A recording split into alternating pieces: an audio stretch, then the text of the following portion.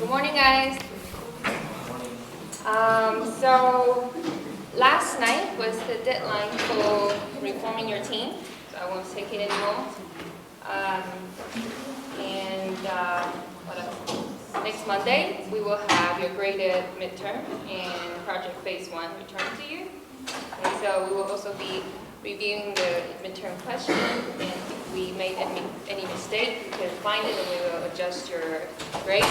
We will possibly post the grade of midterm 1 at the end of Sunday, maybe Sunday night. Okay, so that was that.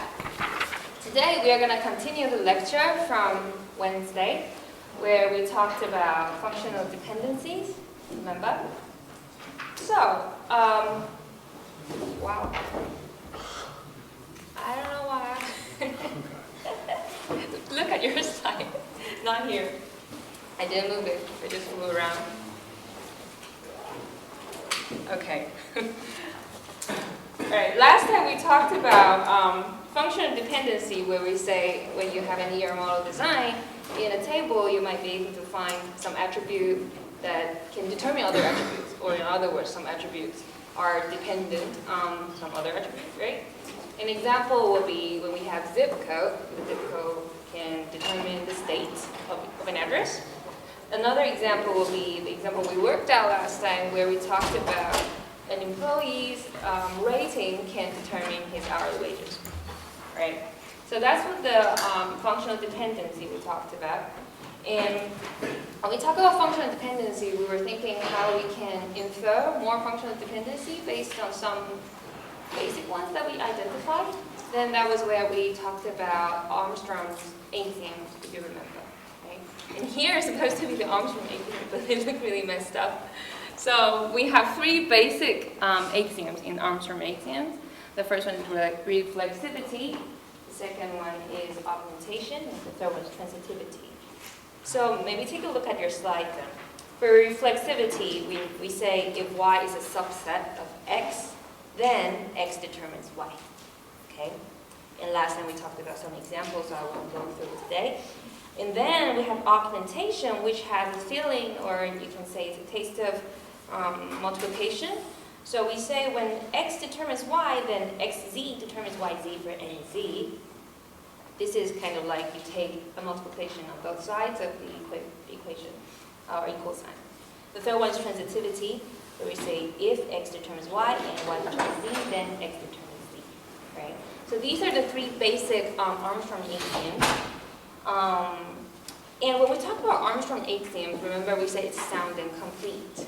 Right? So we will talk about the soundness later. Then, based on the 3 Armstrong axioms, we have 2 other ones that are derived from them, from the 3 basic ones. One is union and one is decomposition. So last time I talked about we will prove the soundness of Armstrong axioms, but today I changed my mind. We're just going to prove the soundness of union. And then, from there, you can try it out on the other ones. Okay. So, after learning Armstrong axioms, we were working through this example, which is a contract schema. And remember, whenever we talked about in this chapter, when we were talking about schema, for the sake of brevity, we always use just the letters to represent the attributes. So one letter represents one attribute. And when we were working through this example, you were given 3 functional dependencies, which are C that determines all the others. And this is trivial because C is what? Primary key, right? And the second one will be JP determines C, and the third one is SD determines P. And your task last time were to see how we can derive more functional dependencies based on this.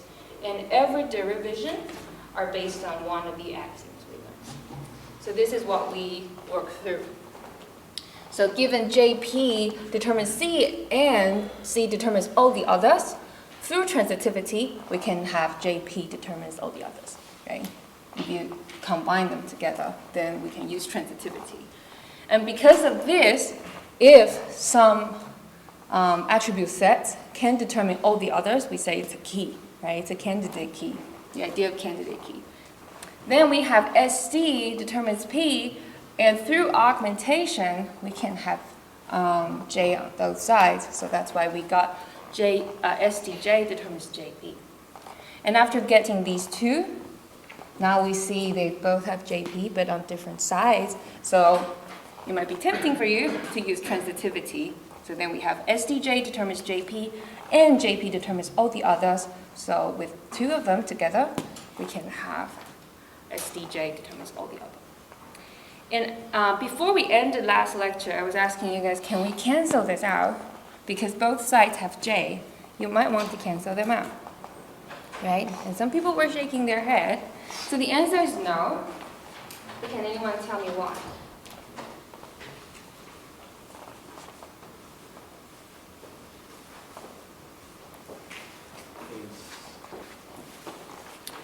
So we can have a really simple example to see why this will be not okay, all right, to cancel out from both sides. If we look at a simpler example, for example, let's say maybe in an employee schema, we have SSN and let me see, employee name. Together, we can determine this pair, SSN and salary. And this is all right, because both sides have SSN. But can we cancel out SSN? No, we cannot, right? Because the whole point of the functional dependency works is because they both have SSN that help them to uniquely identify it. But now taking them all out, we cannot guarantee an employee's name can determine his salary. Because it's possible people have the same name. Alright? So just remember, when we have functional dependencies, even though we talked about augmentation, kind of having a sense of multiplication, you cannot cancel them out. Okay, you can only add them, but not canceling them out. So we also talked about the Armstrong axioms being sound and complete. Okay? And the more I think about it, I think it's a bit complicated. So instead of working through why each of them is sound and complete, I think today I'll focus on showing you why the additional ones, which are the union and decomposition, are sound. All right? So in the next slide, we will work through the soundness to prove the soundness of unions. And I'll work it through on the blackboard. But before we start, can you try to think about how we can prove it by using the three axioms we learned?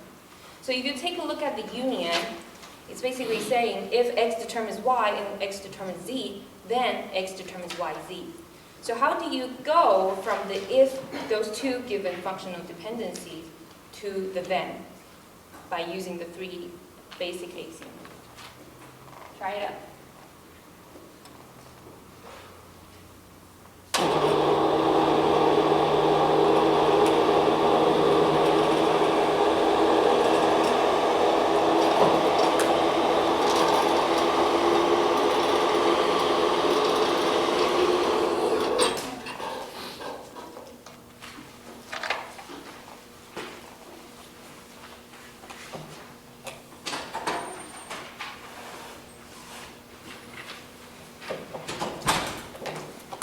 I'll write down the givens first. So our goal is to prove if x determines y and x determines z, then x determines yz. So just remember, when we talked about something determines something, they don't have to be a single attribute, right? They can be a set of attributes. So when they put them together, it's the concept of taking union. That's why this property is called union. Any thoughts? Or just like, I don't know. Okay, so here are the given, right? On the left side of then, it's the given. Okay, so let's start from the given. Why is the mean? Why Huh? Why is the mean? Why falsy? Oh, union. So because each of them is a set of attributes. Yeah. So when we use this, it means we take a union of the Y set and Z set. Right? So there's no order. Let's start from the given. So we know X determines Y and X determines Z. Right? So let's say this is the given 1. Two.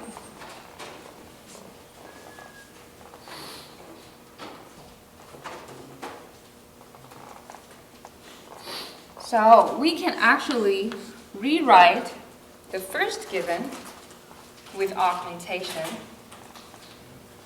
Okay. Let's see. So I'll write it like the first given, and through augmentation, I'll just put augment. Right? What do you think we will do?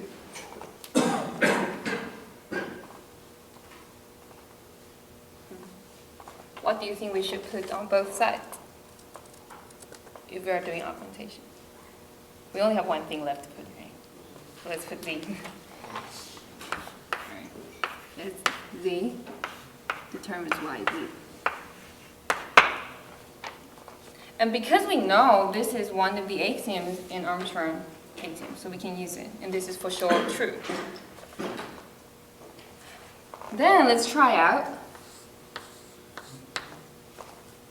the second one. We also use augmentation. We augment it. And how do you think we will transform it?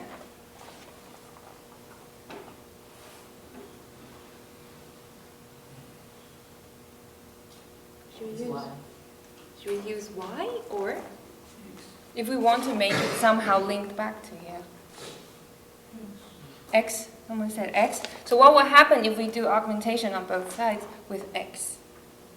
The left side becomes still X. It's not going to be XX, right? Because if X takes union with itself, it's still X. How about the right side?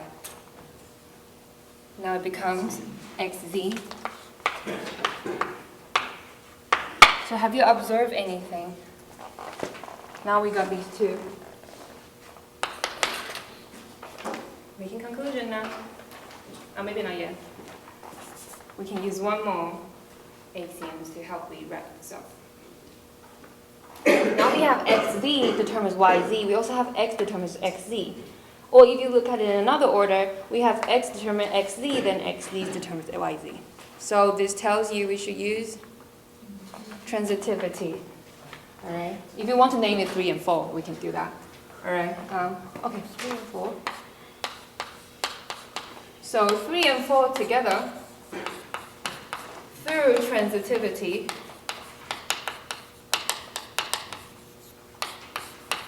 We know what? Now X determines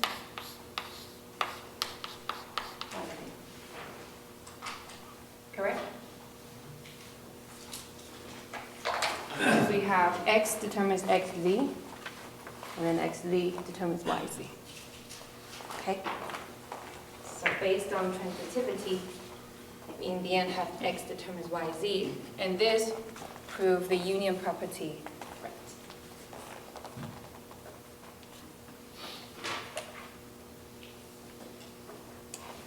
So you can try it out for augmentation.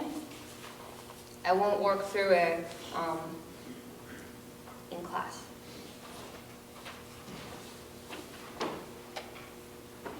How about if you work through it, send it to me by the end of today, you get 1 point. All right, sounds really tempting to work through.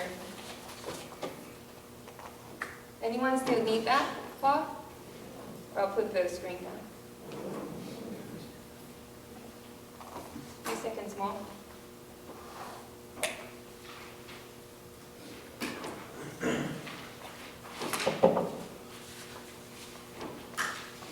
All right.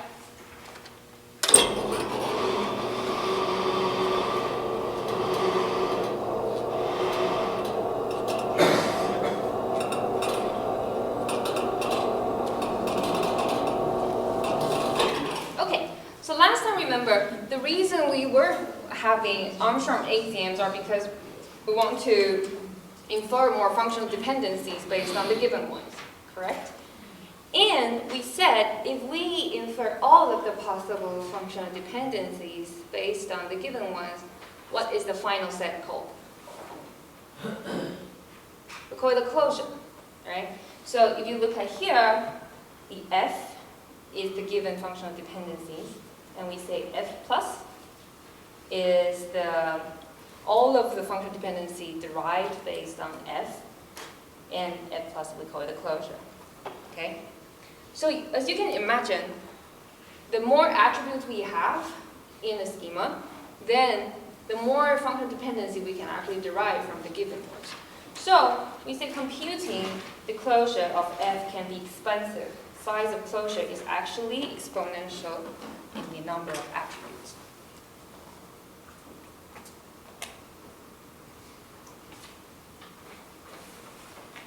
So whenever you want to check, given these functional dependencies, whether unseen functional dependency will be valid, it's actually not a really smart way if you say, okay, let me compute all of the possible functional dependencies first, all of them in the closure, and I'll check whether they're included. So typically, we just want to check if a given functional dependency is in, instead of computing all of the possible ones first. So there is a very efficient way of doing it. In algorithm thinking, it's actually linear. The algorithm is linear. So we actually just want to compute another thing that's called the attribute closure, right? So we want to compute the attribute closure, and then, for example, here we say the attribute closure X, which we denoted as X plus, with respect to the F. And here I made it a bit unclear, but here I'm saying X plus is a set of all attributes A, such that X determines A is in the closure of F. And then after you compute the attribute closure, we just simply check whether Y is in X plus. So here our goal is to see whether X determines Y is valid given a set of functional dependencies. So here it all sounds really convoluted, but let's take a look at the algorithm and work through an example together. So here is the linear example I talked about.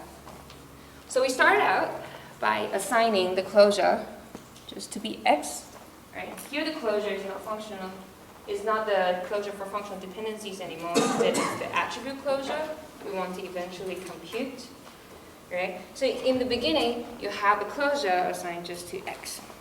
And then we want to keep repeating it until the closure will stop changing.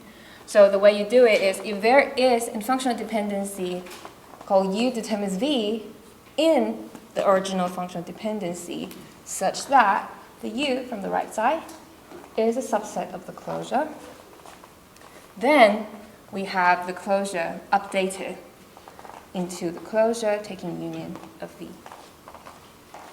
So right now you might be thinking, what is that? Really confusing. So I'll keep this algorithm right here, and we can work through the example in the next slide on the right-hand side.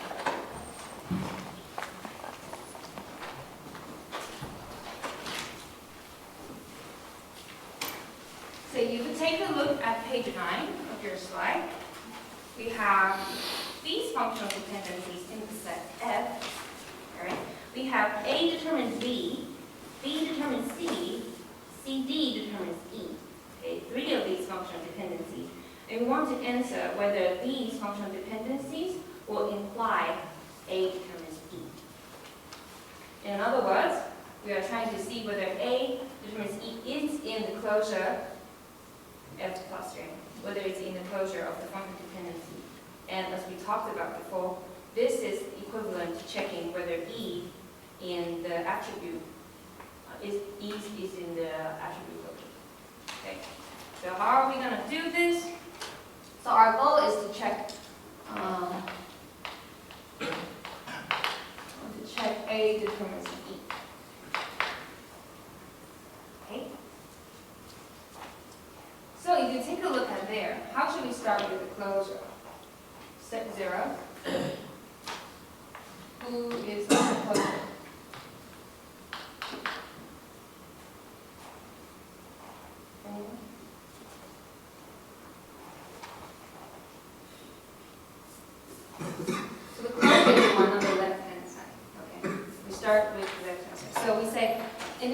is like initializing the first step. You may see it from there? Okay, so the first step, the closure, starts from A.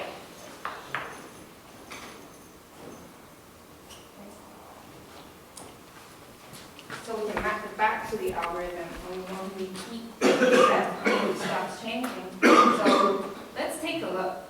Is there a function of dependency in the set that we look at? A determines B, B determines C, C determines D.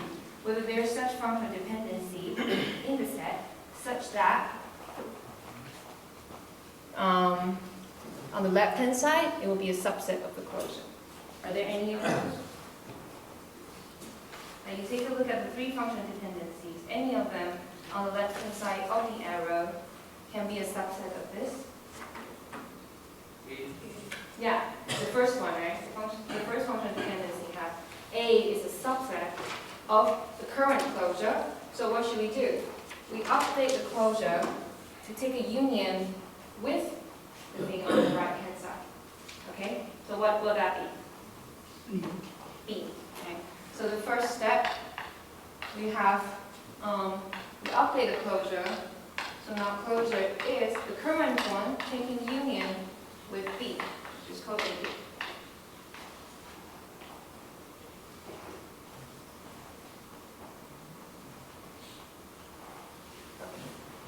Then we repeat this step all over again. So now our current closure becomes AB. So let's go back to check again. This time we're comparing with closure being AB. Are there any functional dependencies on the left-hand side? It can be a subset of the current closure other than the one we used before. Which one? Now the second one, right? Because the second one is B determines C. So then we can use that one. B determines C, and because B is a subset of the current closure, that's why we can use it. So we have the current closure, which is AB, taking union with the functional dependencies right-hand side, which is C, right? So now we have ABC.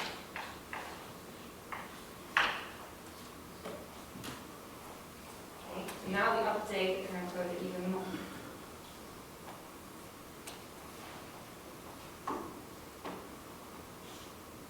All right, and let's see whether we can proceed even more. Now we have current closure being ABC. Okay, let's say we want to repeat this loop again.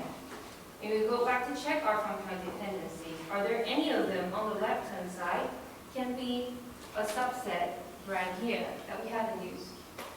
Or we used them all? Right now we have used functional dependency. The first one and the second one, right? And the third one on the left-hand side is CD. Correct? Can we still use it? No more. CD is no longer a subset of the current closure. So it means if we repeat again, there will be no change anymore. So that's when we can stop the algorithm. And now we know this is the attribute closure we want. Okay, and if you go back to slide 7, trying to see whether this will be in the function, will be a valid function dependency in the functional dependency closure. Well, so you only have to check on this side. Is it in here? And it's not. So we know that do the functional dependency imply this to be valid? No. Okay? So then we can just write down because E is not in ABC. Okay. A determines E is not implied. We want to make it a bit clearer, it's not implied by the given functional dependency.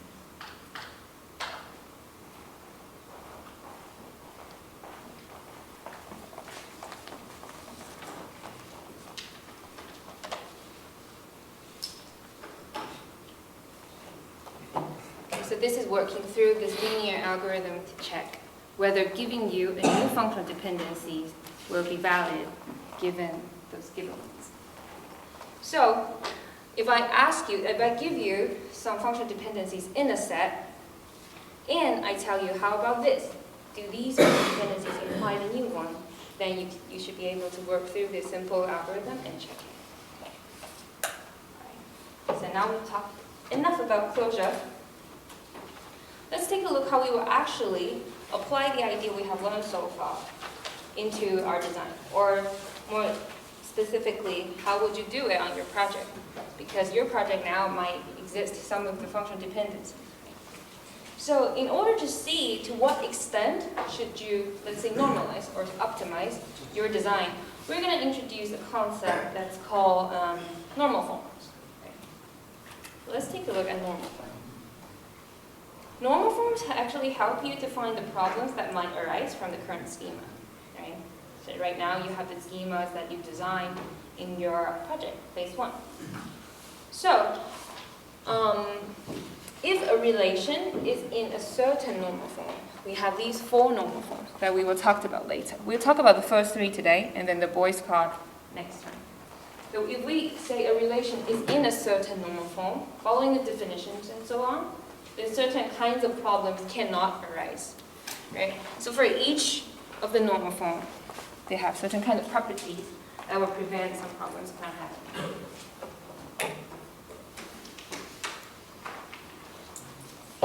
So the 4 types of normal forms we have in relational model will be first normal form, where we denote it with 1 and f, and second normal form, and third normal form we have boys part. So actually all of these, in the order I write it, it gets increasingly restrictive. Okay, so you want to know, this is more, the second one will be more restrictive than the first one, third one more restrictive than the second one, and so on. So in some sense, we can say, if a relation is in, maybe say, boys card, then it must be in all the rest. So it must be in the third one. So if a relation is in second normal form, it must already satisfy in the first one. Let's start from the most basic ones. So let's start from first normal. Okay. So first normal form is actually really simple. A relation is in first normal form if every field contains only atomic values. Okay. So atomic values, by that we mean the value cannot be lists or sets. So like all the examples we have seen so far, in every cell of the tables, we only have values that are just single value. And we don't have like a set or list in there. So, as you can see, it's actually implicit requirement in the relational model we have learned. But actually, so this is more limited in the relational model, but a lot of commercial applications, they don't really require that. Also, if you already have some kind of experience with NoSQL, it's really not the case, right? So the values, they have a lot of lists and stuff to store information. But for now, we will learn about this, so it's the most original requirement for the first normal form. So, left-hand side and right-hand side, super simple. Which one follows first normal form? Second one, yay. So, because all of the values are atomic. That's it, okay? So this one, it has set, so it cannot be atomic value, so it doesn't follow the first normal form. That's it. First normal form is really simple. So you don't really have to worry whether your project contains first normal form. I think it should not, right? So it shouldn't happen. Now let's take a look at second normal form.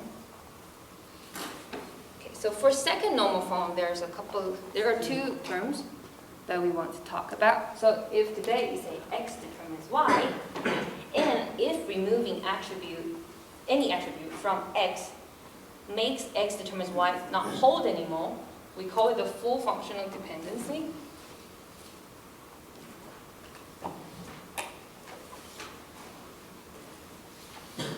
Then the other case, as you can imagine, we will call partial.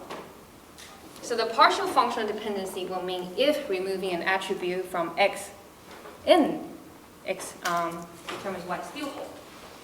Okay. So we want to use these idea to define second normal form. So next, for second normal form, a relation R, if it's in second normal form, then, let me see. If every non-key attribute in R is fully functionally dependent on the candidate key above. We'll take a look at what it means actually with the example. Let's see. So for the non-second normal form schema, we can always decompose them into second normal form. Okay, so we can try that. So let's take a look at this example. I actually made a mistake on your slides. I think I put here an arrow, right?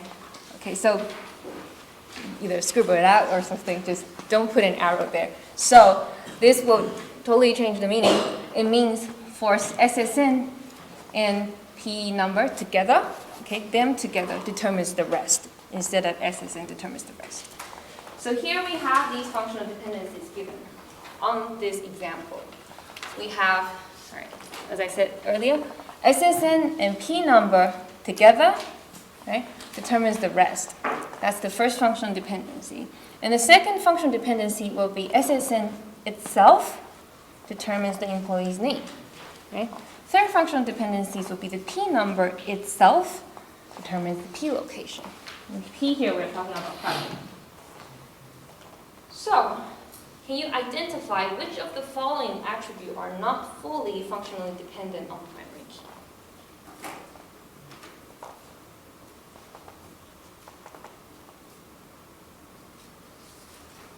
So you can think about, can you identify the attributes that are on the right-hand side when we remove any attribute from the left-hand side of the functional dependency, then the functional dependency will not hold anymore.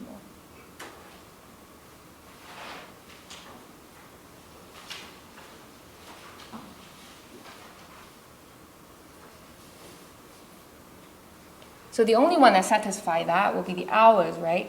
Because for hours, the only thing determining it will be the SSN and P number together, right? So if we remove anything from the left-hand side, this would be gone. So we say hours is fully functionally dependent on those things, as the previous slide we said before. So how about the others? Are they fully dependent? If you look at employee name, it doesn't matter, right? Because we still have the second functional dependency that will help to determine it. Correct? How about project location? Same thing. Still some other things that can help to determine it. So here we are asking, which of the following attributes are not fully functionally dependent on primary key? So, which is basically saying which are the partial functionally dependent. So those are the two. Okay. So these two, not fully dependent on it. So how would you decompose this into smaller tables, as we said before? Like we want to decompose design that is kind of problematic into smaller ones, so they satisfy second normal. What would you do?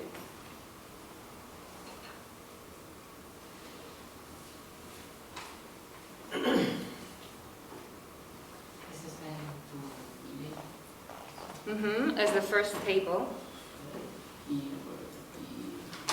To P location? Yeah. Exactly. So this is how you would decompose it. Perfect.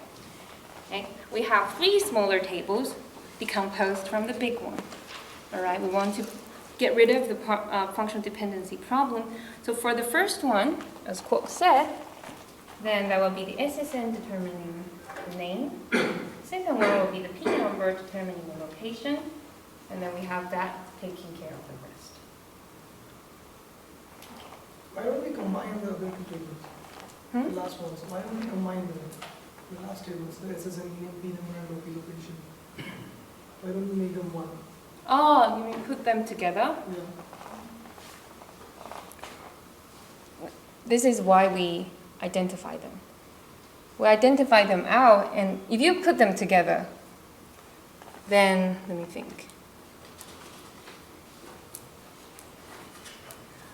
First of all, it go back to creating redundancy again, right? Because if this will fully just determine it, and that fully determinant, if you combine them together, do you think there will be more rows than necessary? More rows. Like they're not fully functional dependent, the enum and p location. So even if we combine them. No, if you think of it, let's think of it this way. So, like SSN will be the primary key. SSN determines both. So oh, we'll change the primary key only to the SSN. no. SSN doesn't determine p location. It's the p number, right? So if we think of it in a practical or application side, right? So SSN determines the e-name and project number determines project location, but them together doesn't mean SSN always only go with one project number. So even if you have the primary key and SSN number, what is the problem with combining it? With what? With combining the two tables. So if we go back to the motivation of decomposing them, it's because we want to prevent redundancy. So if you think of it this way, one person can associate with multiple projects, right? So, let me write an example.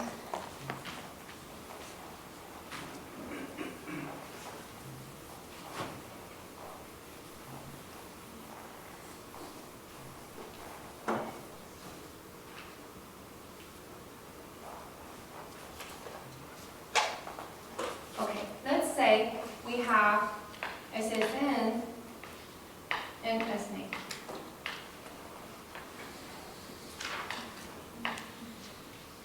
Now I'll just use one digit for each SSN, right? So let's do 1, 2, 3. We have whatever, Joe, Bob, S. And we also have P number and P location.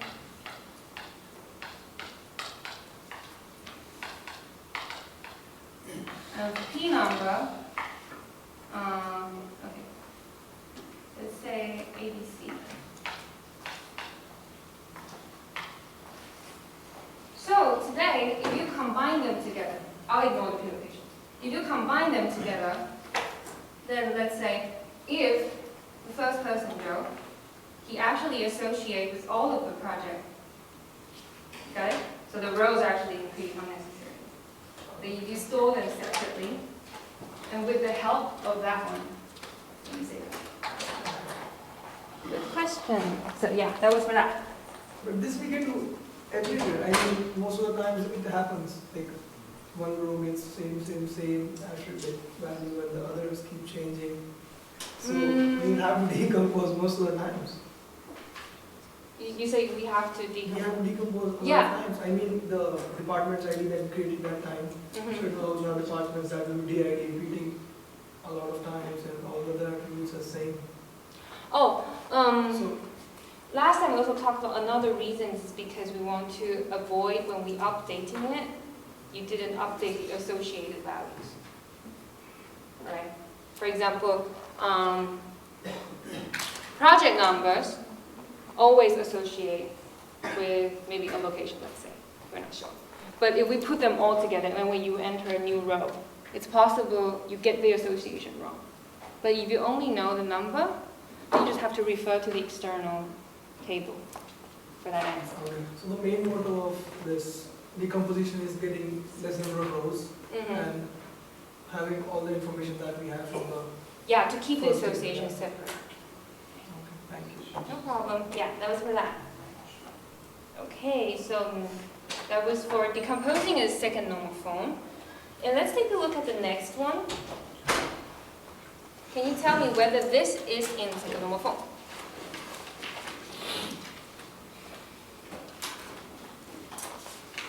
In other words, can you find any attribute that is not fully functionally dependent on the other?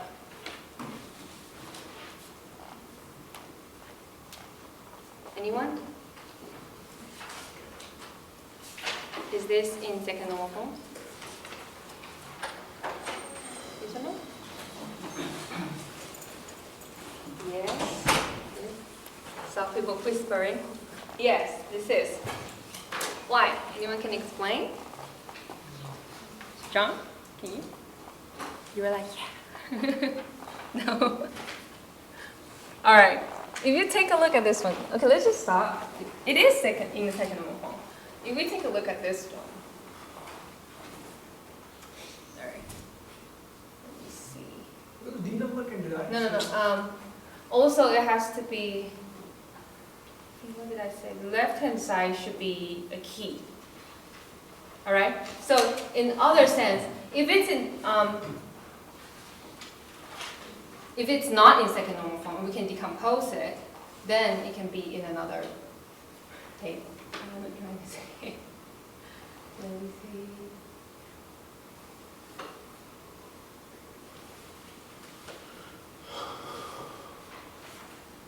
It is in second normal form.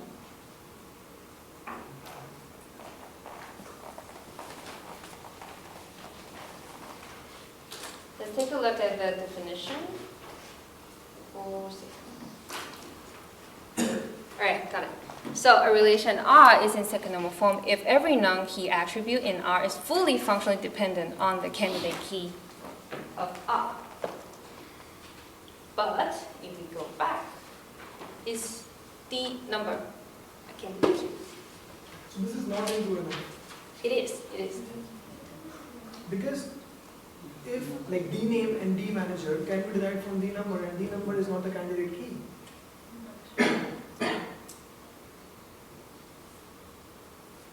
Okay, from the candidate key, okay. So if we remove SSN,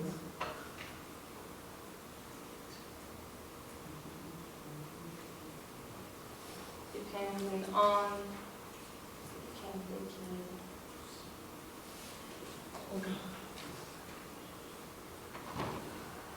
And my head got stuck with. So then every non-key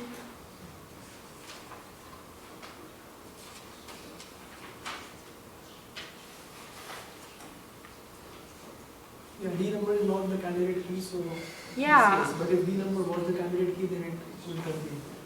Yeah, you're right. I'm thinking, did I actually miss?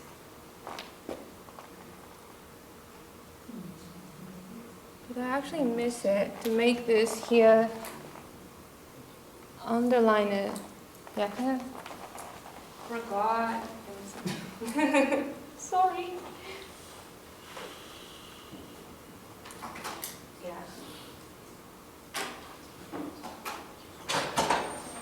This is right because if you would have underlined D number, then it would have been no, and you would have made two mistakes, you know? Like either yes is wrong or that, but now it's fine. So if that would have been underlined, it would have been no. So two mistakes are not possible. Circle this part. I'll come back to correct it next time. All right. Yeah, circle this part and remind me to tell you guys what actually happened on Monday.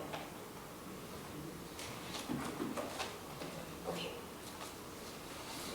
With this shaky second normal form, we should proceed to third normal form, and I'll come back next time. All right, let's talk about third normal form first. Sorry about that. Okay, third normal form, a lot more complicated. So, the main point for third normal form is your project, phase 2, you will want to normalize your schemas into third normal form. Okay, so you work through them, identify the functional dependency, and say how you would transform them into third normal. All right, so for third normal form, we say a relation R is in third normal form if they satisfy one of these. Okay, the second one should be the first one should be trivial. Okay, that's the one we already know. And the second one we say if X contains a key for R, which means X is a super key, right? We say if something contains a key, then that's a super key. And the third condition will be when A is part of some key for R. So if you take a look at here, this is the second one, right? X contains key for R.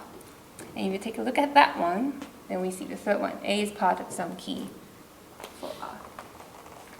And when I was making this, I was trying to keep key for pink and stuff, and I realized when printed out, it's all black and white. Whatever, like when you see it, it's clearer. That.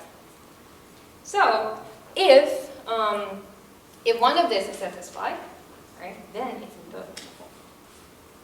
Let's take a look. Continue this. So R should not have non-key attribute functionally determined by another non-key attribute. So if R is in third normal form, some redundancy is still possible, but it's already a good condition, right? So your project only has to go to third normal form. And next time we'll talk about Boycott normal form, and that would be the most optimized one, but sometimes it's not achievable, okay, which I'll talk about later.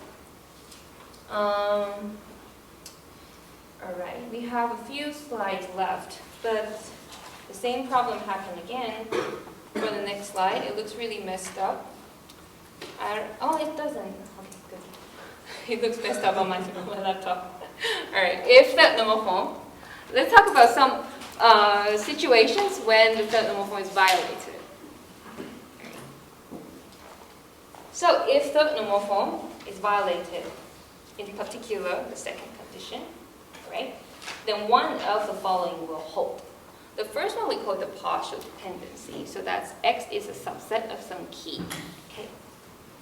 Right. So in some sense we want to say, okay, it's violated when we look at X determines A, but X doesn't contain the key. All right. So two possible situations. The first one, partial dependency, then X is a subset of some key. So XA, the pairs will still be stored redundantly, and it's all right if this happens. We just go back to use second normal form. Okay. So you don't have to push everything all the way if you can't solve it, but we want to make them as good as possible. But sometimes if you cannot solve it, we use the simpler, like normal forms are higher on the basic set. The second one is the transitive dependency. So transitive dependency when X is not a proper subset of any key. For example, one of the situations would be when it exists a chain, right? So that's the transitivity. So here you might still be like, what does that even mean? In the next slide, let's take a look at how these will look visually. So the given will be X determines A, right? As we talked about before. X determines A, but because the second condition is violated, it means X doesn't contain a key. So there are different kinds of cases. The first one, when we talk about partial dependencies, X might be itself in the key, right? So X doesn't contain a key, but him himself is in the key. Then the other are transitive dependency. For transitive dependency, we have two possible cases. The first one will be here, which is the transition we talked about. So it might be key determines X, and then X go ahead determines A. Then case two, maybe we swap around. Maybe A itself is in the key, all right? And because it's in the key, now it also has the ability to determine X. All right, so let's take a look at the last example of today. Oh no, second last. Maybe we can stop at this one. Let's go back on one slide. That's fine. So A is in the key. This one. Yeah. So this is not in 3NF. Like these studies. It violated the second one. Because 3NF just says that A is part of some key for R. Oh, we're talking about this one. Okay, violate second one, like it's or. So I guess it's either second or third. Yeah. Then it is 3NF. Yeah, then it's fine. So, Yeah. So this one is only talking about in this case. this one. It violated by 2.